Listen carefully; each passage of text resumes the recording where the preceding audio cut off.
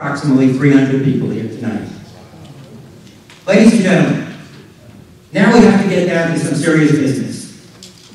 We have put together this event so that it's informative, it's educational, and it's action-packed.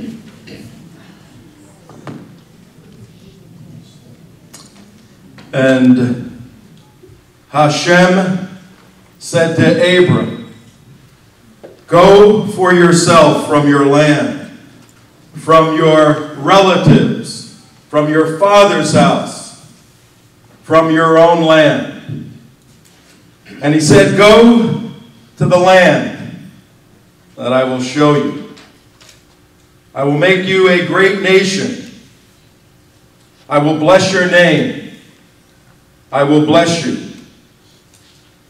And I will bless those who bless you, and I will curse those who curse you."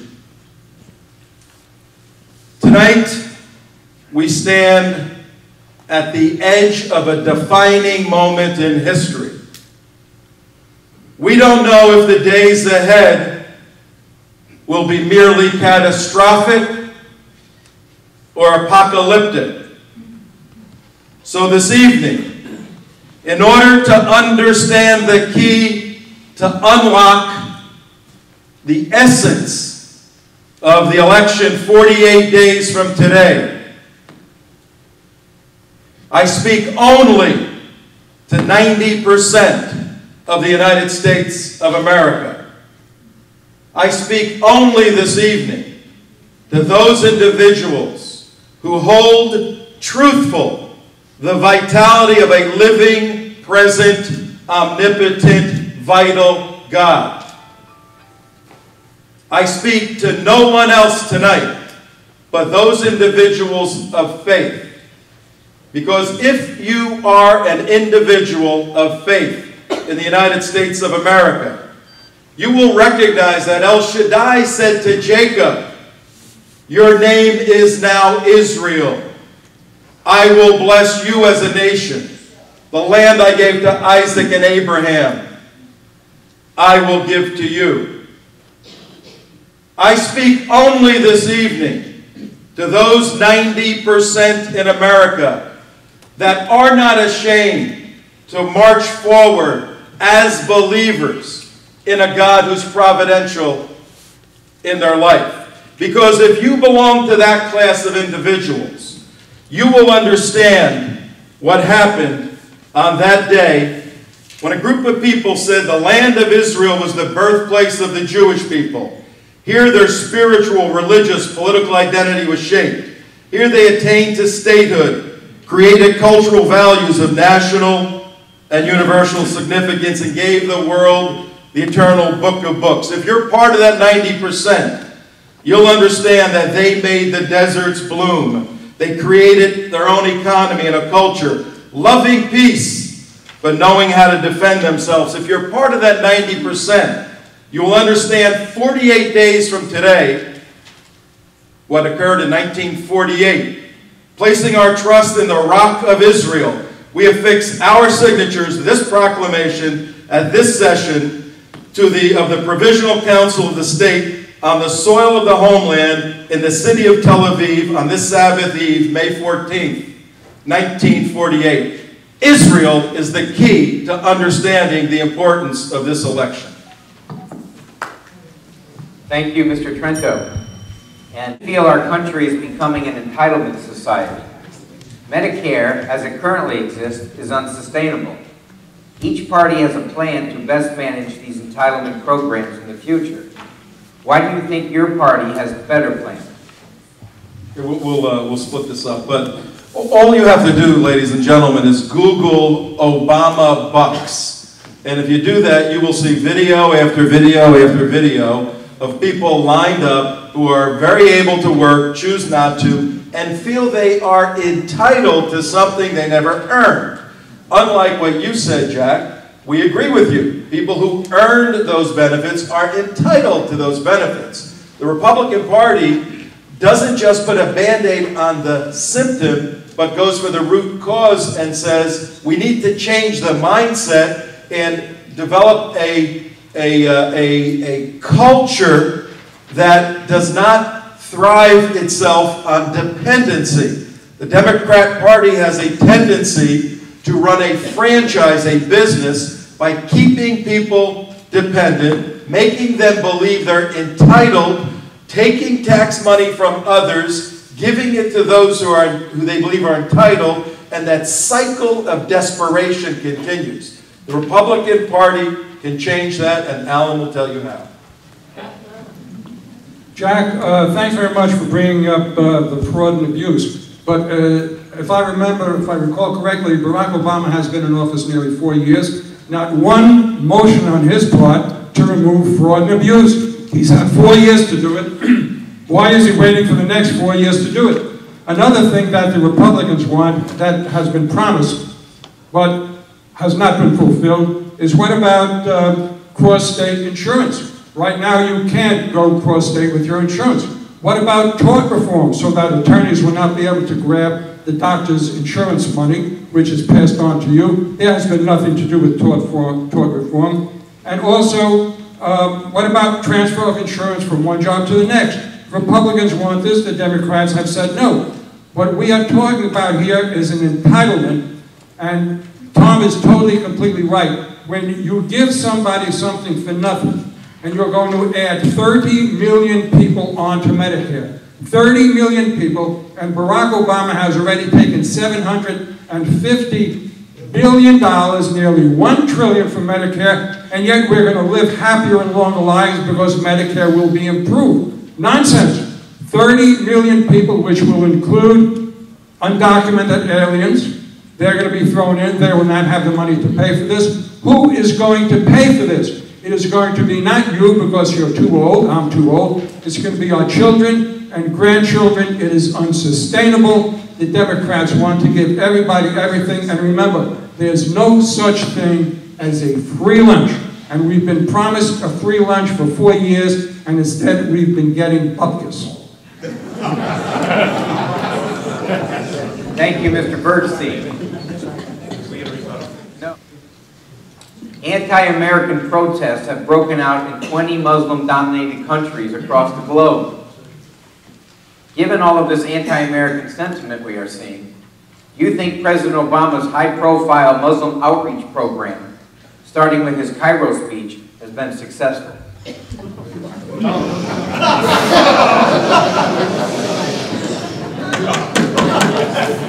Are you serious? I think I wrote that question. Go buy my book afterwards, and you can read the answer. Sadly, and the book you should read, Sharia: The Threat to America, it establishes the threat doctrine of Sharia-compliant Islam. And ladies and gentlemen, look, you want to play games? I mean, I laid out in the beginning, we're standing on the edge of a defining moment in history. We have a civilization, the Ummah, the Islamic civilization, notwithstanding good Muslims that may be in it, but it's being led by a savage group of brutal people who historically for 1,400 years lived by the blood of the sword. If you do not understand that, you cannot protect your neighbor, your relative, or your country. This president refuses to understand that. He's put this country in tremendous jeopardy because of the absolute opposite solution to the problem. You do not go up to a bully and say, let me shake your hands, let's be friends, let's talk about this. You tell the bully, there's the red line. This president seems to have a trouble with red lines for enemies and red lines for friends. Maybe because the supposed friend, Jack and Barry, Israel, is truly an enemy in many respects.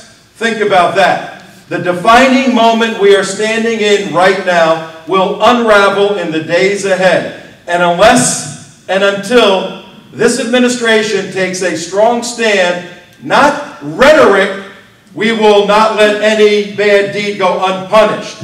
But telling Mohammed Morsi, who's coming to the UN and then to the White House to get the hell out of the United States until he wises up and cuts out the nonsense and signs a new peace treaty with Israel. Just let me remind everyone, please, the background of Barack Hussein Obama. He refused to mention the name Hussein until after the election. His good friends before he became president, Rashid Khalidi, a radical Islamic lecturer, Edward Said, a radical Islamic lecturer, and then we had Major Hassan, who slaughtered 13 troops in Fort Hood. 13 troops in Fort Hood. It went to the Pentagon, and Barack Obama's Pentagon ruled that this was just workplace violence. He said, Allahu Akbar, as he killed the 13 troops. He had an Islamic background, we knew all about it, but we had to be politically correct and permit him to keep on, even though he was a total incompetent. He killed 13 of our troops, Allahu Akbar, and it was workplace violence. Barack Obama has removed Islamic terror and Islamic jihad from all of the Islamic crimes. Thank you, Mr. Bergstein. Would you like the question repeated? Sure. For the last 42 months, unemployment has been above 8%. Many feel it is understated since millions have stopped looking for work and have dropped off the rolls. Indeed, the real number is closer to 15%. Both parties agree that job creation is vital if this country is to regain its economic solvency. Why do you think your party's approach to solving unemployment and creating jobs is the better approach? Okay.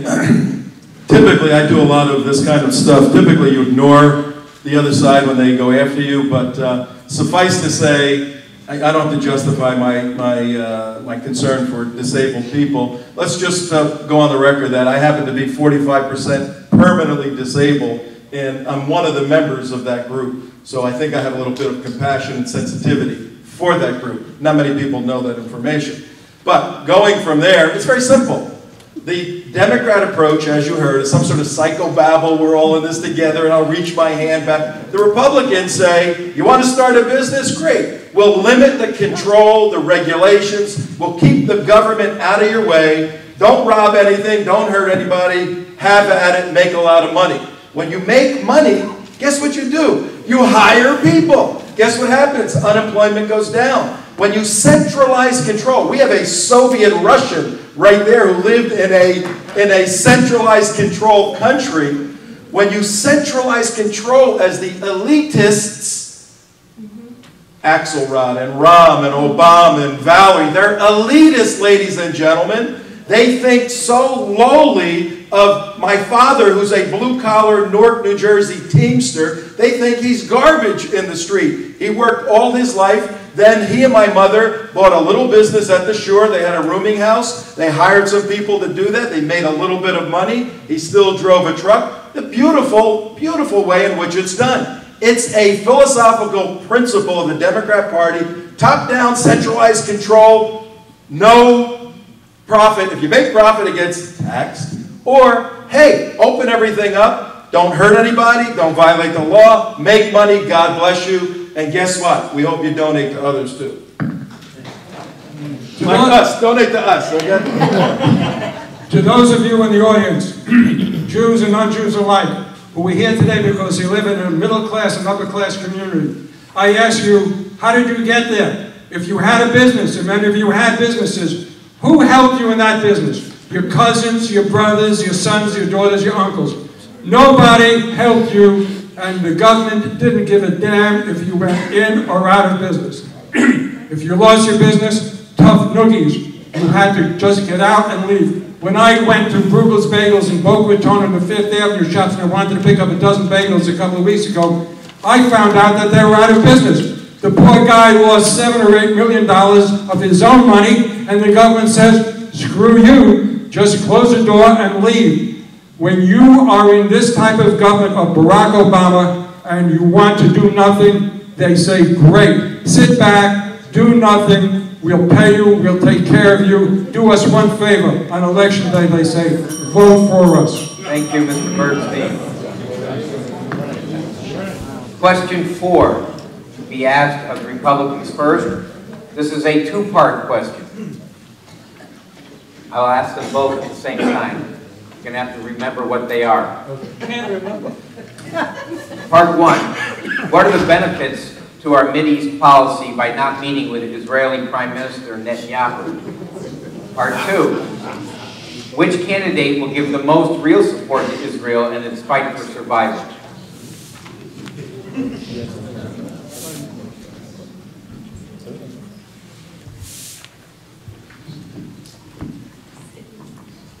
The benefits for the President of the United States to not meet with the Prime Minister of Israel at the moment we're standing on the edge of a defining moment in history are none. There are no benefits to that whatsoever, only liabilities. The only benefits that accrue by Barack Obama not meeting with Netanyahu, Benjamin Netanyahu, is that we say to the Muslims around the world, we are with you. This is the only thing. Barack Obama has no time for Netanyahu, but he's meeting with a guy called the Pimp somewhere in Miami, and he's going on the Letterman show, and he's being interviewed by House of Gardens magazine. By not meeting with Netanyahu, he is sending a clear signal that says, Israel, we don't have your back. We have the knife in your back. And what's the second question? Which candidate will give the most real support to Israel in its fight? No question. Barack Obama, before he was elected, if you remember, he was a member of the United Trinity Church of Christ in Chicago for 20 years. He heard nothing but hate Israel speech, hate white speech, hate America speech. When he was elected in 2008, I always asked my Jewish friends, why did you vote for him? They said, well, we didn't like Sarah Palin.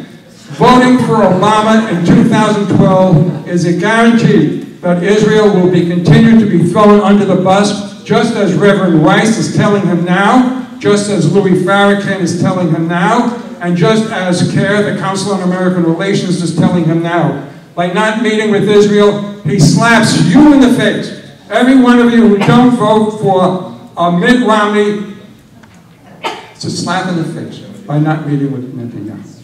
Yeah, these questions are very interesting for us. Global politics, and for the listening people at home, the viewing people at home, global politics are very interesting, the way the dynamics occur. You saw Barack Obama with President Medvedev talking about when he had some flexibility for Putin. You saw that relationship there. It was a good relationship there. Well, Netanyahu and Mitt Romney are actually friends. They've been friends for a long time. There's a true, loving, respectful relationship. Do you know what kind of capital that is in world politics when you're fighting Islamic jihad? And the Islamic jihadis know that Barack Obama and Netanyahu are not friends. If for nothing else, folks at home, the 90% I'm talking to, Mitt and Bibi, the 90% I'm talking to in that camera, Mitt and Bibi are friends. That's a reason to vote for them. Thank you, Mr. Trento. Would you like the question read back? No, it's fine. Okay. This is the fourth debate that we have participated in with Rabbi Barry Silver. And I think one more debate, and then he's over on our side. One more. It's coming more everyone. Barry, I take my hat off to you. We stand in solidarity on these positions. And Jack, my yarmulke is off to you. Thank you very much. And Jack was actually accurate. Very complex situation in Pakistan. They ought to be viewed as a friend who's an enemy. Trust and verify. There's 20 or so Islamic terror groups operating within there. The whole general staff organization of the army is mobbed up with terrorists, with 10 different organizations. They got a lot of bad weapons. We have our eye on the weapons in the event of the country unraveling. The Indians in the Kashmiri area is very, very tense, as we know. So you need strength to project toward Pakistan. This president does not have it. Maybe at another time I can go into the details on the mission called Neptune's Spear, where our president took single-handedly out Osama bin Laden. If you talk to the Navy SEALs, and I happen to be fairly close to many of them, not quite what happened. When we talk about funding tyrannical governments, we have to include the government of Palestine as well. Here we are funding the country of Palestine to the tune of more than $1 billion a year. They're a radical group. They are part of Hamas. That's a radical group. And here your tax dollars are going to them. Eliana Ross-Latina, the Congresswoman of Miami Beach, passed a law in Congress saying we will not give any money to the Palestinian Authority if they have any relationship with Hamas. They merged with Hamas, and Barack Obama did a two-step away from it and gave them $1.2 billion, unauthorized amount of money through Congress. Then we have a problem here with the government of Egypt, funding the government of Egypt. Egypt is run by the Muslim Brotherhood, founded in 1928. They are here in this country, and since the Muslim Brotherhood is brought up, I'd like to bring up the name of Huma Abedin, who is the second in charge of the State Department, who is Muslim Brotherhood. We're not, we are funding her because we're paying her salary. She is a right-hand gal of Hillary Clinton. She's Muslim Brotherhood, and she is calling the shots in Libya. She's calling the shots in Egypt. She is calling the shots in Israel. Huma Abedin, Muslim Brotherhood, yes, we do support her with her salary. Thank you. Thank you, Mr. Bergstein. We now move on to question 6. First to the Republicans. Everyone agrees that the U.S. economy is in the doldrums. The parties have differing views on how to solve these problems. For example, ever-growing debt, now at $16 trillion and climbing daily, deficit spending, unlimited printing of money we don't have, and lack of jobs, to name a few. Why do you believe your party has a better solution?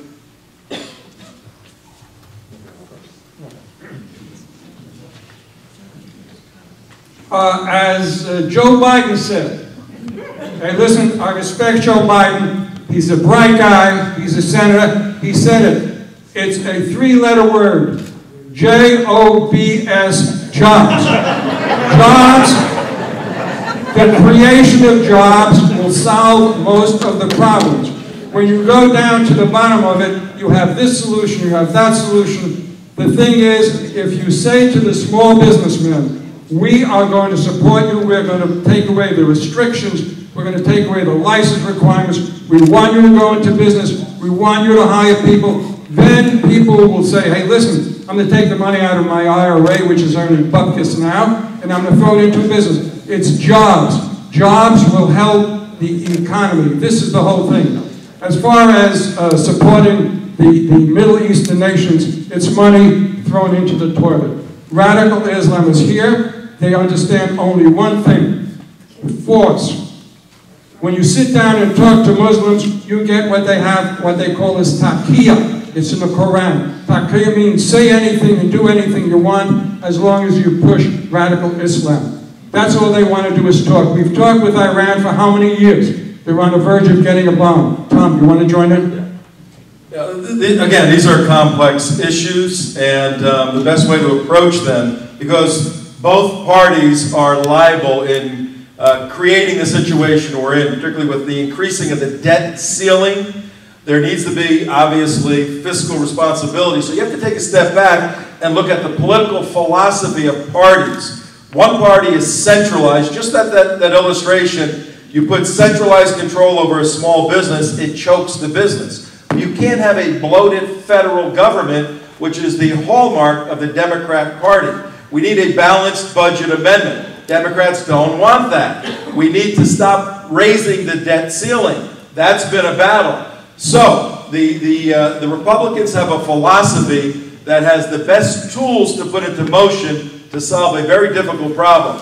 But the money must be cut from all areas, particularly the defense budget, but carefully in the defense budget. Because if you cut too much, like this administration wants to do, we open ourselves up for serious problems, then watch the debt we're going to be in if we're fighting a three-front war without the proper capability to do it. So we've got to be wise and see it's wartime spending and move in that direction. The Republican Party has the right philosophy. The Democrat Party has a choke creativity, maintain dependency on a small level, on a macro level, it chokes a country. Thank you. I heard a yes. The first part, do you think the Arab Springs have been helpful to American foreign policy objectives, particularly after the recent developments in Egypt, Libya, and around the Islamic world? Part two, do you think the U.S. policy of negotiations and sanctions can work to stop Iran's nuclear ambitions? And for how long should the U.S. wait before opting for military action? About 10 minutes would be the maximum amount of time. The brink, this defining moment that I've been referring to very seriously, is going to be determined by the Sunni movement, Arab Spring, which is a misnomer. It is, was, and always will be a Muslim Brotherhood initiated movement for the establishment of the caliphate. We went on record a year and a half ago saying that when the world poo-pooed our thoughts. Read the book. We knew this was going to happen. Iran is a Shia movement. These two slice each other's throats until they find a weak leader of the West and can pounce on the West. Obama is a weak leader. They are pouncing now, and the brink in this defining moment will either be determined by the Sunni-Shia relationship to see their manifest destiny that Allah has called them in martyrdom now, or the West, going back to Charles Martel, going back to the gates of Vienna, going back to the United States Declaration of Independence. Brave men willing to die and fight for principles. That's the defining moment we are at. This president fails completely in this moment. When you talk about the Arab Spring, if it's helpful, well, the question should not be asked of us. That question should be asked of President Obama, UN Secretary Susan Rice, and Secretary of State Hillary Clinton, because they were the ones who imposed the Arab Spring on Egypt and in Libya. We got involved militarily in Libya. We got rid of Gaddafi. He was a bad guy. But there are a lot of bad guys who are not bad for us. He happened to be a terrible dictator, but he was good for us. The Shah of Iran was good for us. We got rid of him, and look what we've got. In Egypt, the Muslim Brotherhood was helped along by Hillary Clinton, by Barack Obama. They fostered it and found out that they were useful idiots. Barack Obama, who knew so much about international work, he was a community organizer, he goes into the world and these people laugh at him and they use him. There's no such way that the Arab Spring is helpful for us. It is getting out of control. Look at Libya. We can't get our story straight about what happened to our consulate. One person says one thing, another one person says another thing. But we do know one thing, that the Muslims have no respect for Barack Obama, whether or not he was born to a Muslim father or not, or wherever he was born. They have no respect for him. They have no respect for us. And those of you who think that the Muslims are great people, put your grandchildren in their hands for Thank you, Mr. Bergstein. And that would conclude this portion of the program. And now we go. Okay. This question is for the Republican side. Is it fair to say that we've had a bankrupt moral leadership by the failure of the American representatives to condemn the irrational statements made by the Iranian mullahs and the president of Iran that they're out to destroy the Jewish state, and then America's next? Yes, it's fair to say that. And in my opening statement about the key to unlocking the importance of this election in 48 days, 1948, 48 days, the key is Israel, simply because the enemies of the West are targeting Israel, and I'll get more into that in my very short close, but the answer is yes, it's deplorable that there hasn't been more condemnation, particularly from our opponent's party that wants sanctions, sanctions, sanctions. The Iranians went through 10 years fighting the Iraqis, and their economy was a mess. They don't care if their people suffer. They're developing weapons because they hate Jews. Next question, please. Closing statement.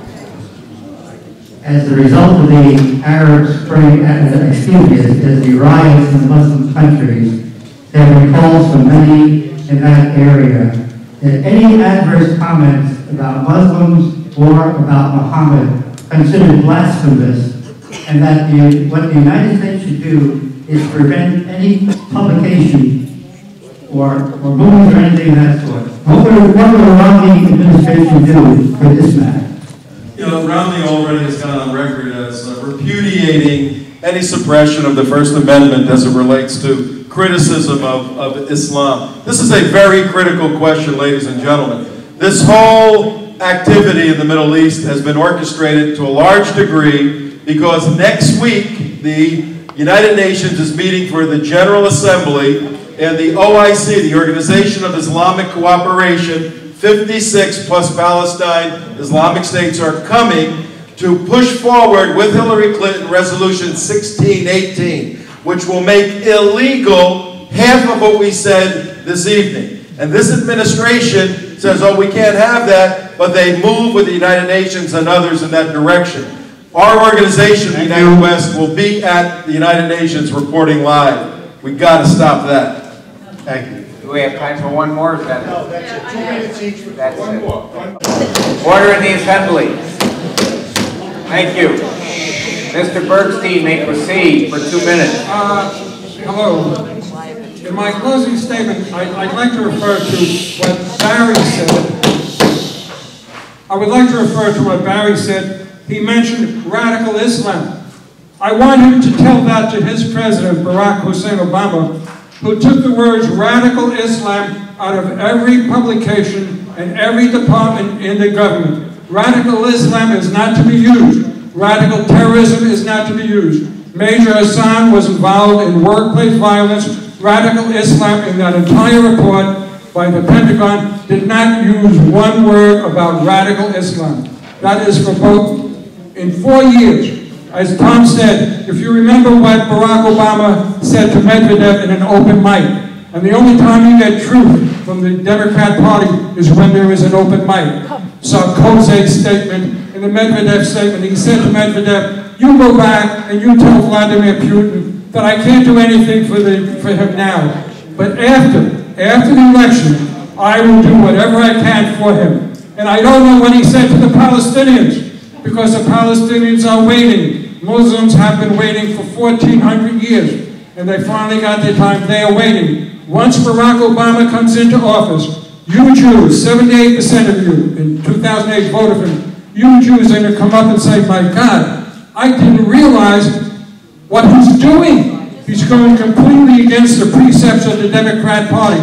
But the Democrat Party is against Israel. You saw it. You saw it in the convention. They shouted down every proposal pro-Israel until this idiot mayor, Valagrasso from Los Angeles, said what was written on the teleprompter. He said, okay, by 3/4 margin, they have been approved. Nonsense. Crap. The Democrat Party is against Israel, Jews included. Robert Wexler, Debbie Wasserman. Thank you, Mr. Bergstein. We appreciate the 2-minute closing that you gave. We now turn to the...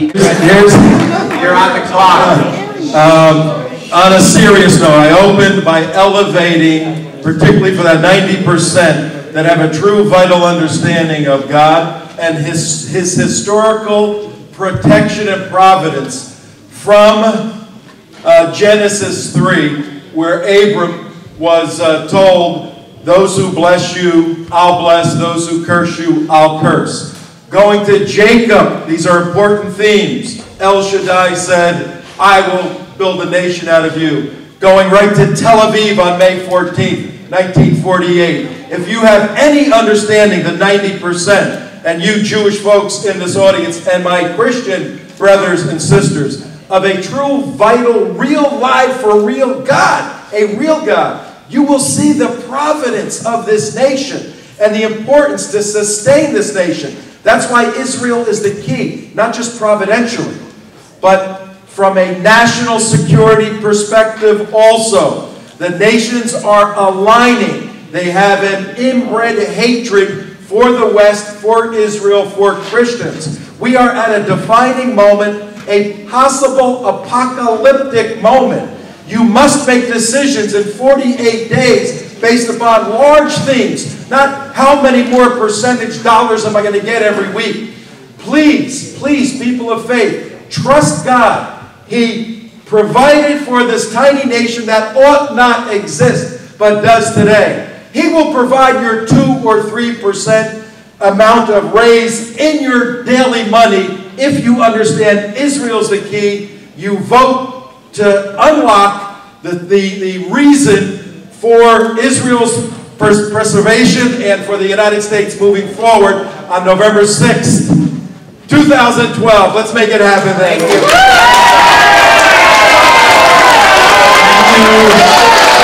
Thank you, panelists. Thank you, panelists. Thank you, Mr. Moderator.